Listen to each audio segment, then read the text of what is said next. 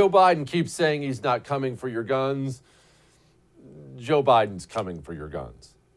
I don't want to become confrontational, but we need more Senate Republicans to join the overwhelming majority of Democratic colleagues and close the loopholes required in background check purchases of guns.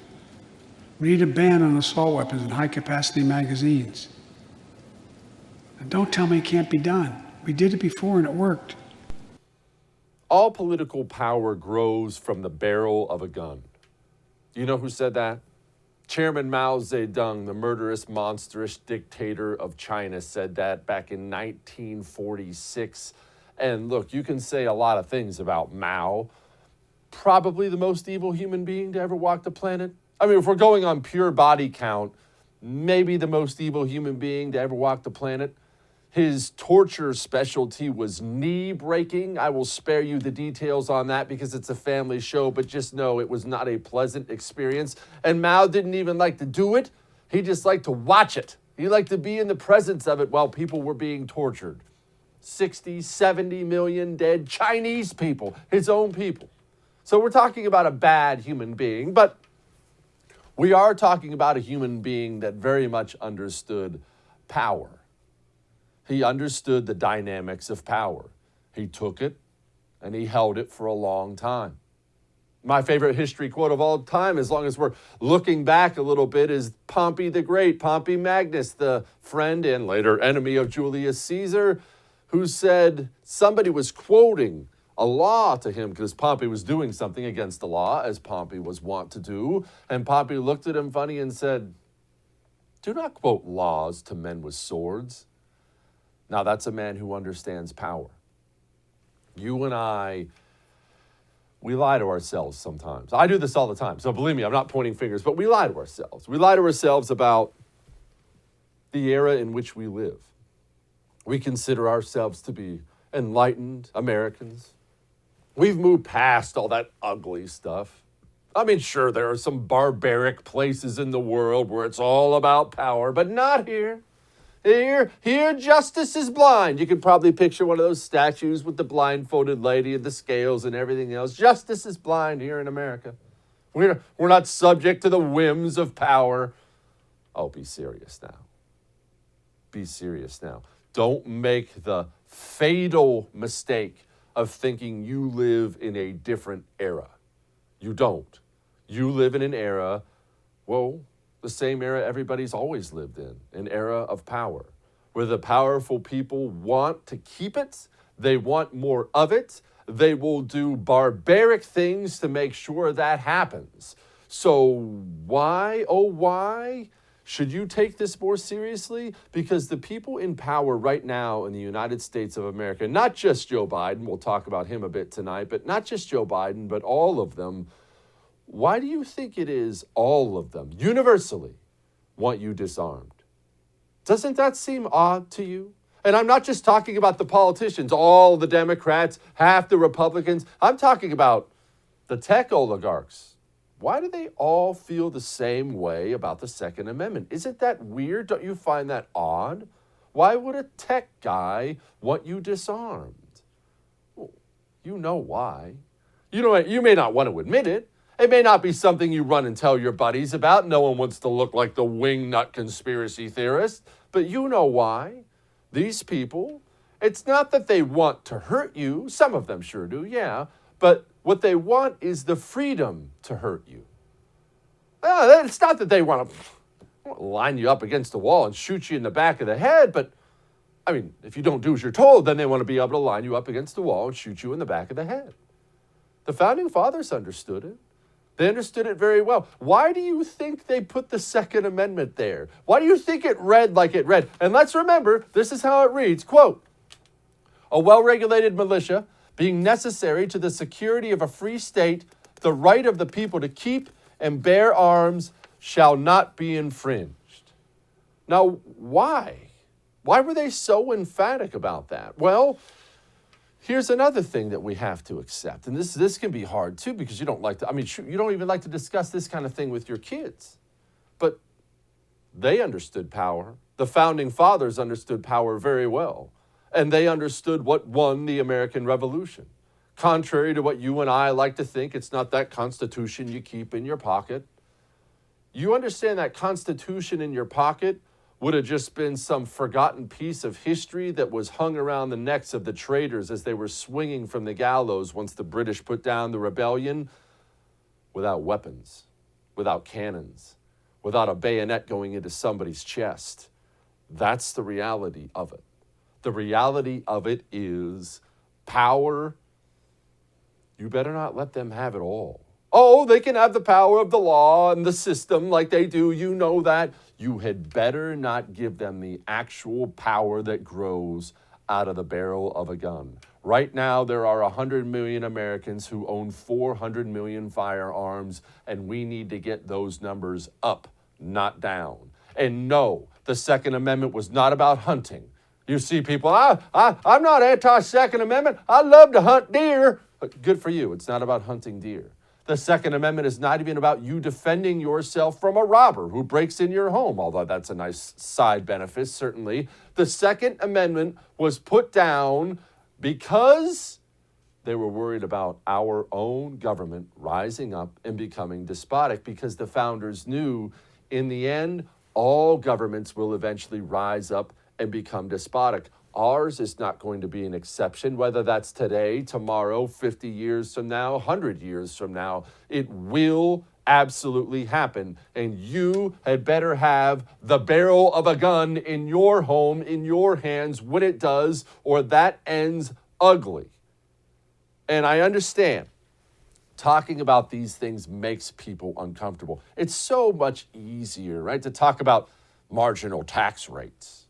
I was spending too much. Even the border, super big issue right now. We need to get illegal immigration under control. It's not comfortable to talk about guns in this way because, one, you don't ever want to use them on somebody. At least I would hope not. I don't want to use mine on somebody. Not ever again. I don't want that. And you don't like to think about your country and your countrymen in that way. We have a pride in our nation. At least you do, I'm sure. I do. You have pride in this country. You're proud of who we are, the kind of nation we are, the values we have here. You don't want to ever think of it would come to that. I don't like to think about that either.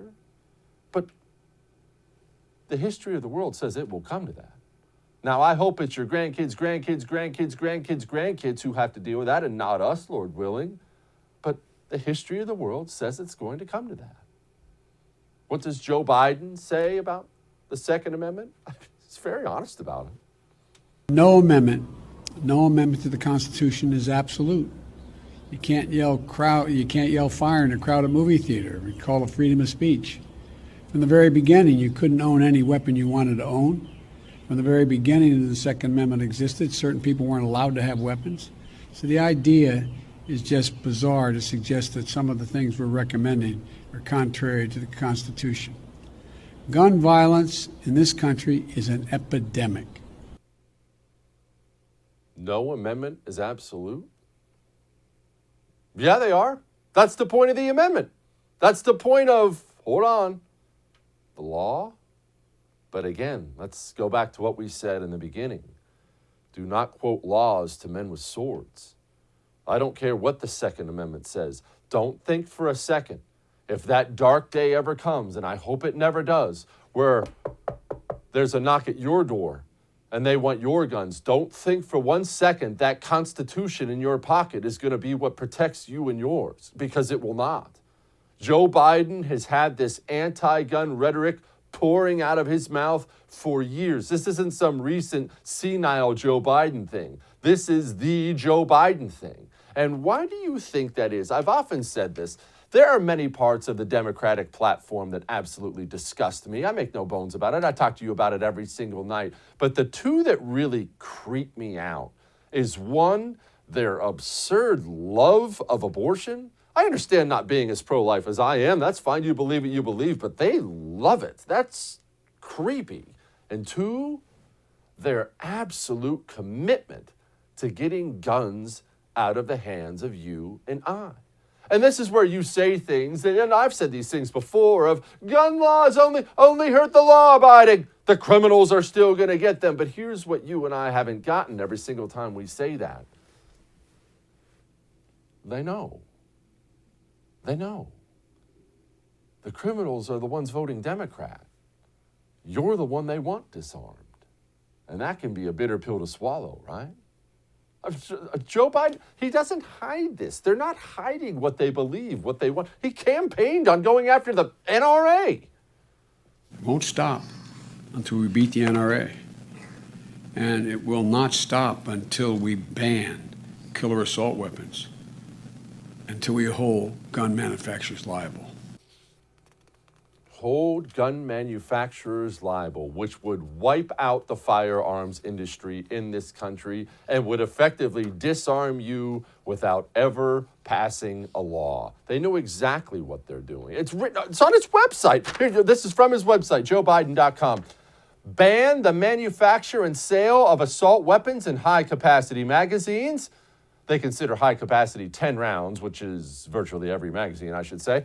Regulate possession of existing assault weapons under the National Firearms Act. Buy back the assault weapons and high-capacity magazines already in our community. Reduce stockpiling of weapons.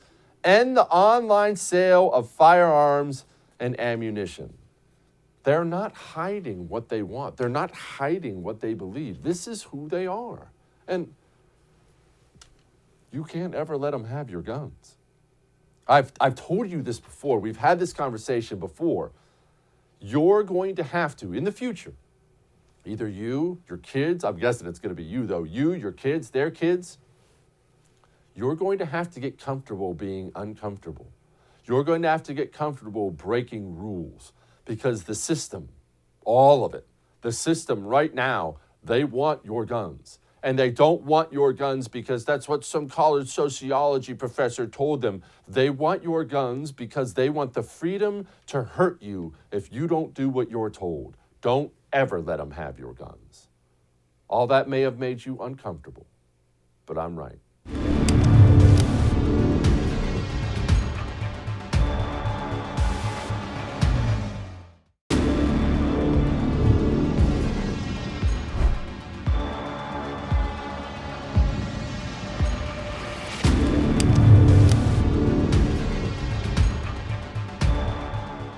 I want to see a national red flag law and legislation to incentivize states to enact their own red flag laws. These laws allow a police or family member to petition a court in their jurisdiction and say, I want you to temporarily remove from the following people any firearm they may possess because they're a danger and a crisis. They're presenting a danger to themselves and to others. Of course, it makes so much sense. Surely Dana Loesch isn't going to have a problem with this. She is the host of the Dana Show right here on TheFirst. Dana, I don't understand what the big deal is. Family members would never lie about another family member to try to get their guns taken away. Gosh. That's never, ever happened. I mean, it's not like Hunter Biden's girlfriend, sister-in-law didn't steal his gun and dump it in a trash can outside of across from a high school. Jesse, I'm glad you're talking about this. I feel like someone needs to tell President McUnity that there is a thing called civil commitments. So everything that these people talk about with red flag laws, everybody already has that legal option to do this. I mean, and there are merits for and against civil commitments, but in this particular case, you don't have to destroy due process in order to have someone adjudicated mentally unfit or to have their firearms removed because they're a danger to themselves. That's what the civil commitment process is. And what's more, Jesse, is that unlike red flag laws, and I've looked at all of these different states that have passed all of these different red flag laws because they're trying to do it state by state. Joe Biden wants to do it nationally, which is a national eradication of due process. Due process does not involve mental health due process. Red flag laws do not involve mental health professionals. Red flag laws do not give you the opportunity to face your accuser in court and go and speak to the judge before a penalty is implemented. Unlike civil commitments, where if they actually use evaluations from licensed professional mental health experts. You get to go and talk to a judge, and then you actually have to have someone who has intimate knowledge of whatever you're dealing with in order to even make this claim. So that's a protection not only for the person who is the subject in this scenario, but also it's a protection for any kind of immunity from a person who is going and making this report or filing for civil commitment if that subject wants to say that it was maliciously done. Red flag laws don't do anything for the individual who is thought to be dangerous to themselves or other individuals. So they can't say that this is about mental health, because if it was, they would incorporate mental health professionals. This is about undermining due process. And in states like Indiana, Jesse, sometimes it can take 3 months before you even get your day in court and have your rights restored if you were falsely accused. It's an absolute bastardization of due process. No one who is conservative, a constitutionalist, or Republican should remotely support anything like this. Dana, you know what worries me? What worries me is that about 99% of the country knows a tiny, tiny fraction of what you know about the laws. And when I hear things like red flag laws, obviously, once I'm done vomiting in the trash can, I scream about them. But I'm worried that that is appealing to the average American. Because it sounds so benign, doesn't it? Well, this guy's going nuts. Just have mom call the cops and take away his guns. Do you think that's something that does resonate, that is more popular with Americans than it should be? Yeah, I think there's something to that. You touched on something too.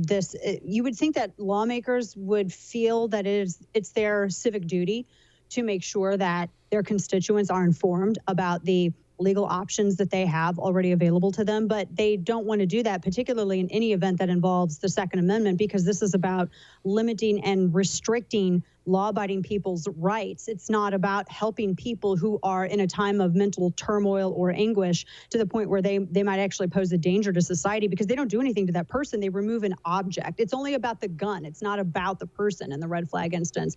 And so I do, because not a lot of people, shockingly, are even aware of this process or even how to go about it. I mean, I had a conversation with a pretty serious conservative, somebody who was pretty well known just a couple of weeks ago about this issue. They were entirely unaware of the legal processes that existed in their particular state of residence where they could go and have this done already if there was someone within their family or a friend that they were concerned about.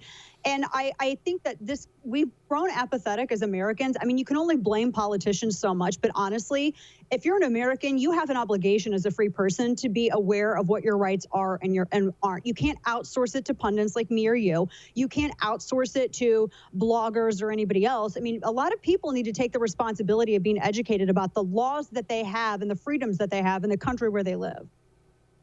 Dana, I wanted to ask you about something we hear all the time when it comes to mass shootings. I mean, if there's a mass shooter of any kind, and this person did have some kind of history, a family member had complained about him, he was on the FBI's radar, everyone knows the headlines you see that leak out days afterwards. I argue with people about this all the time, that what does that mean? Or do you want law enforcement to start showing up at these people's homes, confiscating their weapons, throwing them in custody before they've actually hurt someone? I think people react way too emotionally, understandably, in the wake of a mass shooting, and don't think about what it means if you want law enforcement empowered to enforce pre-crime. No, that's a great word, Jesse. Pre-crime. That's really what this is, particularly since red flag is usually an ex parte process, meaning that the individual who is the subject of this proceeding isn't even aware or involved in all of the stuff leading up to it. Case in point, this was 2 years ago. There was a gentleman who was mentioned. He was the subject of a red flag order in Maryland, and cops arrived at his home. This was around 5 a.m, still dark outside. You know, the guy hears somebody banging on his door, and it's that early. It's still, dark outside. Right when you wake up, you don't really have your wits all about you.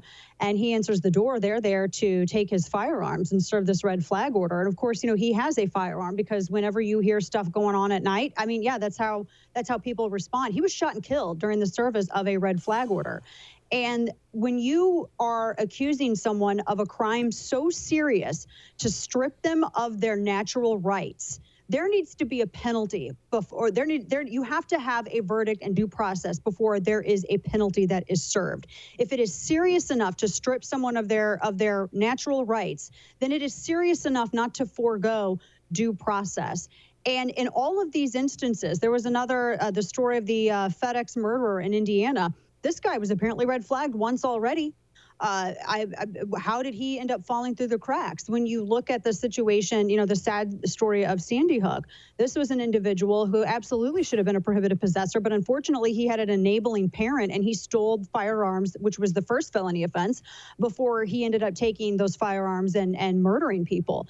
When you look at Virginia Tech, that murderer in one of the worst mass shootings that involved pistols in the nation's history, this was another individual who should have been a prohibited possessor, and he was supposed to be meeting with a psychologist according to a court order. He ended up falling through the cracks. When you look at Sutherland Springs, this was when Air Force records were not transmitted because this guy was a prohibited possessor due to domestic violence.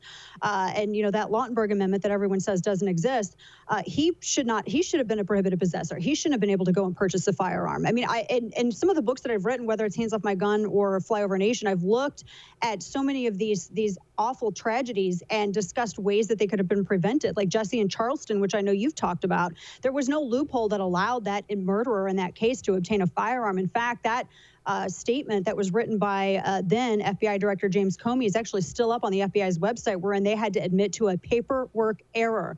Unfortunately, they didn't realize that there was some geographical differences in discussing what police department was responsible for arresting that particular murderer. And so that guy was able to go out and legally purchase a firearm due to paperwork error involving government bureaucrats. So you have a bunch of tragedies that have been really, I think, aided by government incompetency. And the people who should be paying the price for that, Jesse, are not law-abiding Americans. No, that's a fact. And look, let's not forget, Joe Biden brought up the gun show loophole, Dana, and everybody knows you can go to gun shows and get whatever you want. I've got 3 or 4 grenade launchers and a cruise missile from a gun show just last week. Gosh, I need to go to that gun show, because when I got my little bitty antique Derringer, which was gold-plated, it's super sweet. Texas Ranger used to keep it in his boot, right? That was like his go-to Hail Mary weapon if he was bringing a suspect in and things went sideways. I mean, you couldn't even fire the stupid thing, and I can't even remember the weird caliber that it takes. But I had to sign for it. I had to show my ID, fill out the paperwork there. Then I had to go have it shipped because it was a gun show at a different state, even though it's an inoperable little bitty thing. Probably couldn't even punch a hole through paper. Then I had to go to my FFL when I got back in Texas, and then go do my background check and pick it up. So, I mean, where are these loopholes at? I mean, they act like it's a drone delivery. Like you go to, the gun version of Amazon, and then a drone appears in the sky and they drop your guns right on your porch. It doesn't work like that. It does not work like that. And who can forget the great John Wayne movie, Big Jake, where the Derringer played a key role in it. Dana Loesch, everybody watch your show. I love her. Thank you, Dana. Thanks, Jesse. All right. We'll be back.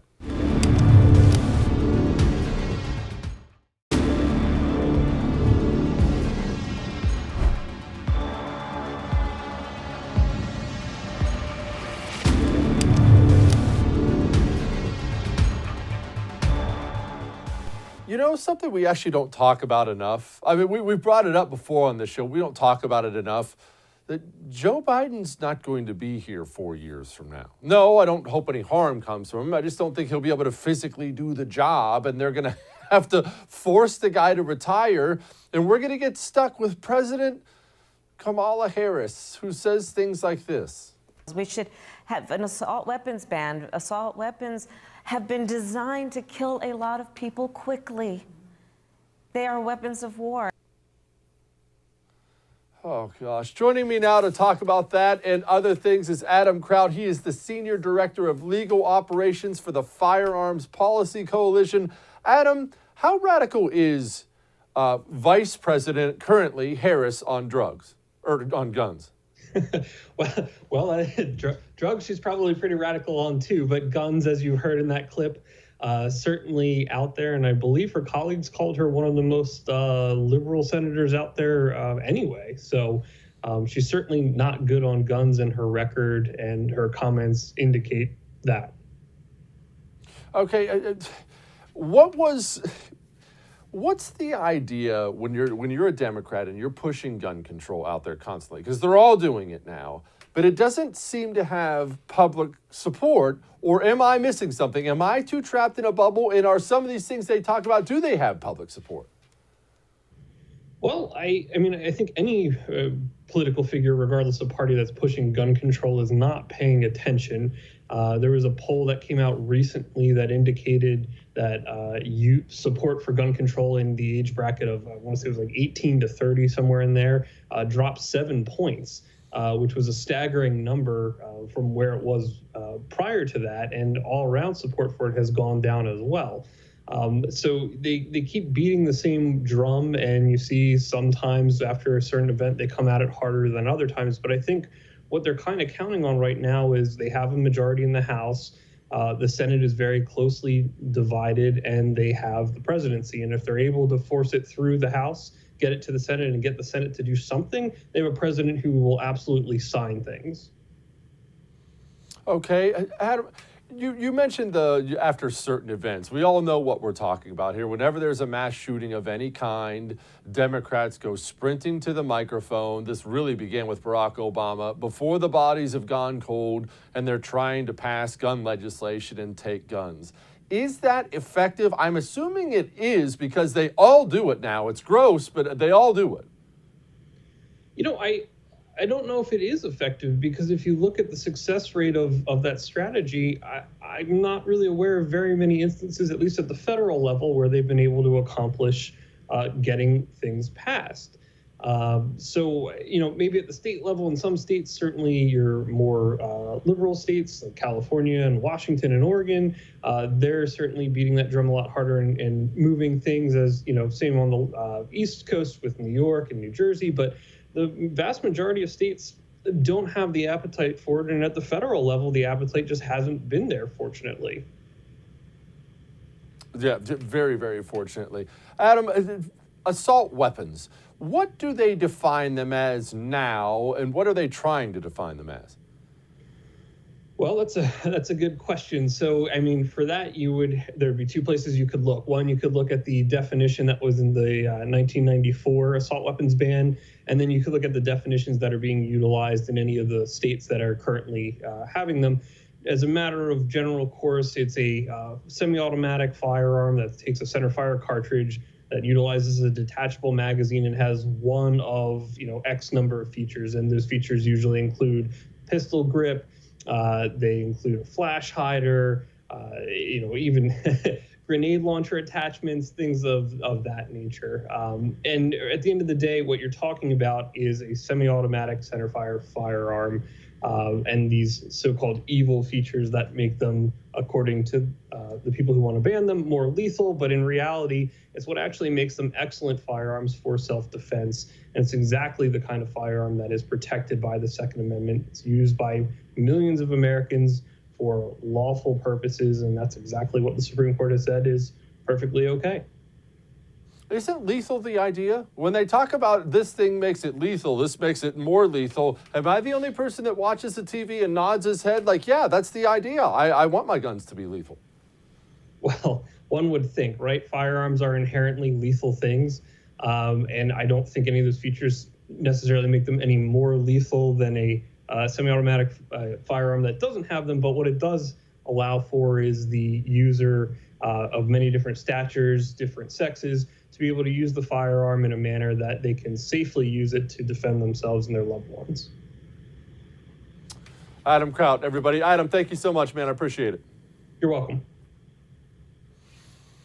Yeah, sometimes we lose the plot on this on the right, and I want to make sure we address this right now, because we lose the messaging battle sometimes.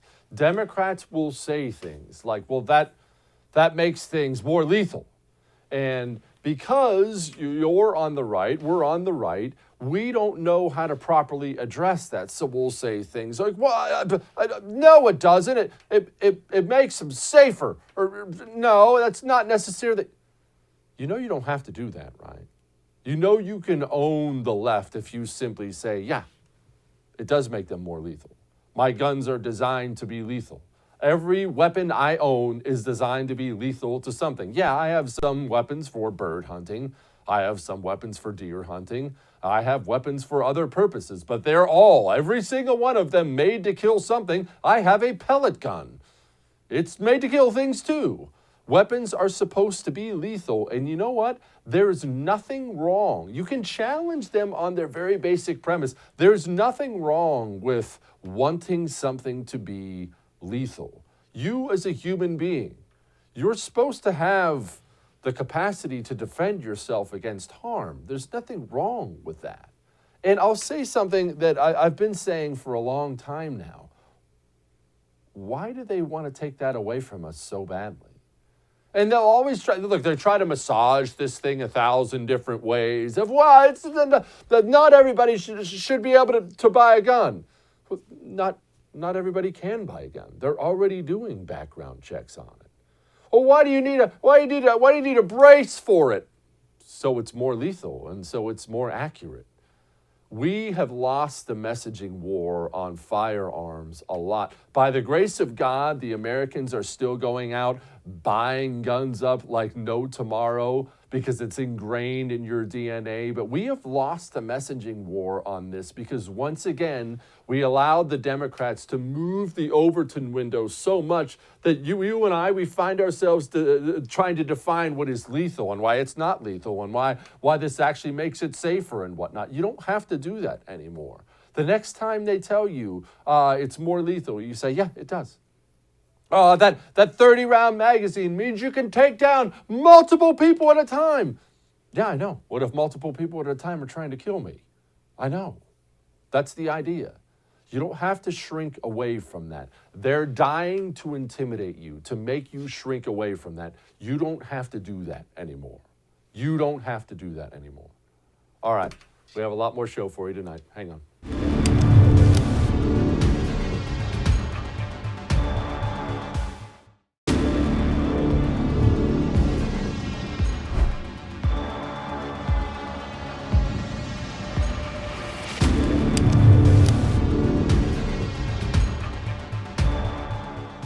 Well, I found an interesting article. I don't know about the author or anything like that, but the article says Arkansas Senate overrides governor's veto of Second Amendment sanctuary bill. I guess we'll talk to bearingarms.com, their very own Cam Edwards at this point. Cam, who wrote this? Who wrote this thing?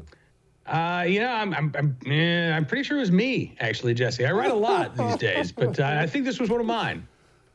Okay, Cam, before we get to this idiot governor, tell me what a Second Amendment sanctuary bill actually does, because I've seen these things pop up now and then. What does it do? Well, so there are a couple of variations. I mean, there is no one Second Amendment sanctuary language, but generally speaking, what these bills do is say we're not going to cooperate with any new federal gun control laws. So you can pass them. But we as a state or we as a county or city or whatever are not going to lift a finger and we're not going to spend a penny to actually enforce your new gun control laws. Okay, what does that mean on the ground, Cam? Does that mean we have local police, local sheriffs who simply won't arrest anybody? Does that mean they're going to stop the feds from arresting somebody? Well, what does it mean? Well, again, it kind of depends on what bill you're talking about. The bill specifically in Arkansas that was overridden by the Senate actually would have criminalized local law enforcement from helping enforce any federal gun control laws. It would have been a misdemeanor fine of up to $500 for any law enforcement officer that said, yep, I'll help enforce Joe Biden's gun ban. That is, I would say, on one end of the spectrum of these Second Amendment sanctuary bills. A lot of them look more like what we see with like California and their sanctuary state legislation dealing with illegal immigration, right? So you can't cooperate with federal law enforcement. You can't assist them in their job, but you're not going to stand in the way. You're not going to try to impede them from enforcing federal law. Okay, Cam, what's wrong with Arkansas as governor? This is Arkansas. I figured this guy would at least be squared away on guns. Yeah, and Asa Hutchinson, he's had a couple of controversial vetoes already this session. His problem with this bill was that he felt it was too broad. The bill as it was originally written would have declared basically every federal gun control law null and void in the state of Arkansas. It would not have recognized the National Firearms Act of 1934, would not have recognized the Gun Control Act of 1968. And from a legal perspective, that's a dicey proposition. I mean, ideologically speaking, I love it. But if you want something that is going to be upheld in court, that language probably needed to be changed. And the good news is, since the governor has vetoed this bill, not only did the Senate vote to override that, but the legislature actually did a complete redo in the remaining hours of the legislative session. They said, all right, you don't like the language that was in the bill? Well, we'll take that language out. So now instead of, criminalizing police who were to cooperate with enforcement of federal gun control laws, the criminal penalty has been removed, but officers can be decertified. So you could lose your job, but you won't necessarily be charged with a crime if you were to assist the federal officials in enforcing gun laws. They also added a provision, though, that does allow for criminal charges against elected officials who direct law enforcement to enforce any new federal gun control laws. And the bill also now would apply to any new gun control laws at the federal level going forward, as opposed to all of the existing laws that are already on the books. So I suspect that the changes that the legislature have made, probably enough to get Governor Hutchinson to go along with this bill now. Cam, is this something other red states are doing? What other states have a bill like this in the works or have already passed a bill like this? Yeah, quite a few of them, actually. About a dozen states have Second Amendment sanctuary language at the state level. Governor Greg Abbott made this one of his legislative priorities at the start of the legislative session. Oklahoma has a bill that has gone to Governor Kevin Stitt's desk. And you've also seen similar provisions in Wyoming, Montana, and a few other states. I mean, it's actually, I think, becoming a really popular way of expressing opposition to the anti-gun agenda from the Biden administration and Democrats in Congress. Cam, do you get the vibe that Biden and Democrats actually think they can get a gun control bill through the House and Senate? I know about the executive orders, and I know he's an idiot and all that, but they are in control. Are they in that much control? Not at the moment. I mean, in order to get a gun control bill through Congress, it's going to take 60 votes, right? And right now, I don't even think they have 50 for the two bills that have passed the House, the universal background check bill, and then the bill that would allow the FBI to basically extend a waiting period indefinitely for gun purchases while they check and make sure that you're on the up and up. Senator Joe Manchin of West Virginia said that he's opposed to these bills as they're currently written. Senator Chris Murphy of Connecticut has said, well, he's engaged in outreach efforts to Republicans. He's trying to work on some of the behind the scenes, maybe a narrower version of a background check bill. But honestly, I don't think that the appetite is there among the American people, even if it is a top priority for gun control activists and a lot of Democrats in Congress. And I think the closer we get to the midterms, the less palatable gun control is going to be for a lot of these Democrat politicians, because I don't really think they want to run on trying to strip people of their right to keep and bear arms at a time when we've got record numbers of Americans who are buying a gun for the very first time. Yeah, that's probably a good point. Well, let's not forget, Cam, hold on, buckle up for this, and we have Joe Biden talking about the new leader of the AFT. Today, I'm proud to nominate David Chipman to serve as the director of the AFT. David knows the AFT well. He served there for 25 years. And Vice President Harris and I believe he's the right person at this moment for this important agency. The AFT, Cam. All right, first of all, David Chipman. Tell people who this guy is who don't know. Sure. By the way, such an important agency that Biden couldn't even get the acronym right. We're not talking about the American Federation of Teachers. This is the Bureau of Alcohol, Tobacco, Firearms, and Explosives. And yes, David Chipman, as Biden mentioned, did spend 25 years at the ATF. What Biden didn't say is that when Chipman left the ATF, he then went to work for Mayors Against Illegal Guns, which was Michael Bloomberg's first gun control group. And then after that, he went to work for Giffords, which is the gun control group started by Gabrielle Giffords and her husband, Mark Kelly, who's now the junior senator from Arizona. So this is a gun control activist, Jesse. This would be like appointing if Donald Trump had appointed Wayne LaPierre to run the ATF or the AFT. Imagine what the media reaction would have been. But this is very similar. I mean, here you have a guy who is a committed gun control activist that Biden wants to put in charge of the agency that oversees our nation's gun laws and our firearms industry. Okay, well, how much damage can he do there as director of the ATF? Obviously, like you already pointed out, they're not going to get a good gun law through, or what they would consider a good gun law through. So is David Chipman going to send a team of ATF agents to knock on my door and try to take my ammo, or what? You maybe. Everybody else, I don't think they should be quite as worried. But, look, what the ATF can do, and they can do some real damage here. The couple of the executive actions that Biden has asked the ATF to undertake, one would potentially criminalize the manufacturer, you making a gun at home, which is something that, is a right that pre-exists our nation.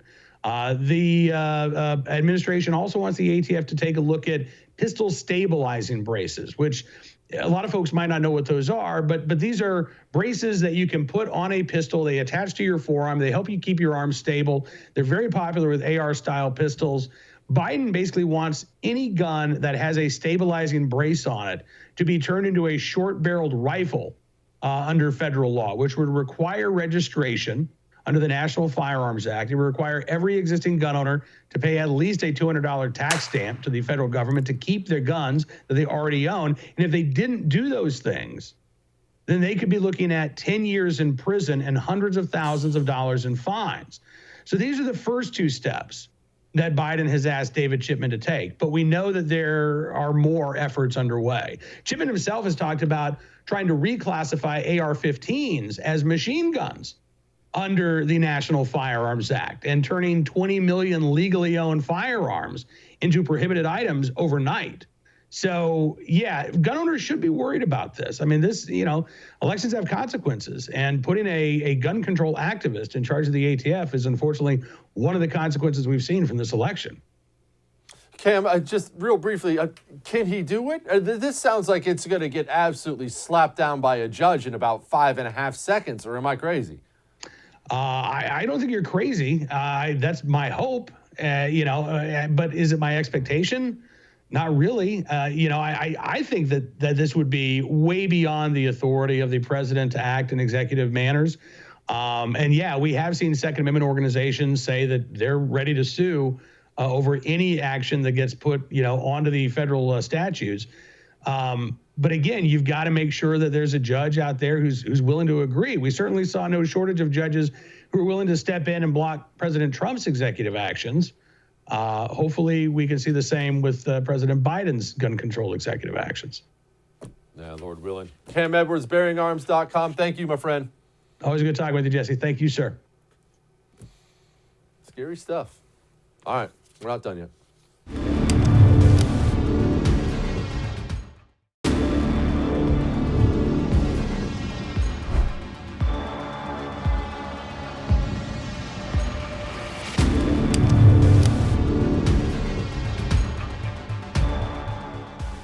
You know why they want your guns. You don't have to tell friends and family members if you don't want to look like a nut job, but you know deep down why they want your guns. They don't want to disarm the criminals, and they don't care about the most recent mass shooting, whatever that is. That's why they sprint to the cameras while the bodies are still warm and try to gun grab. They don't actually care about anything. The communist doesn't care about anything. The communist just wants the guns out of your hands because the communist knows, as one of the OG communists, Mao, always said, political power grows out of the barrel of a gun.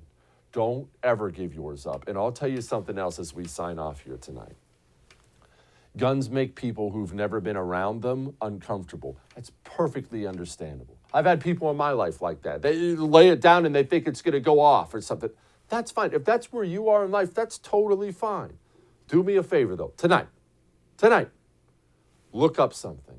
Look up a local gun shop where you can go down and take a safety class. I didn't tell you to go become a Navy SEAL, did I?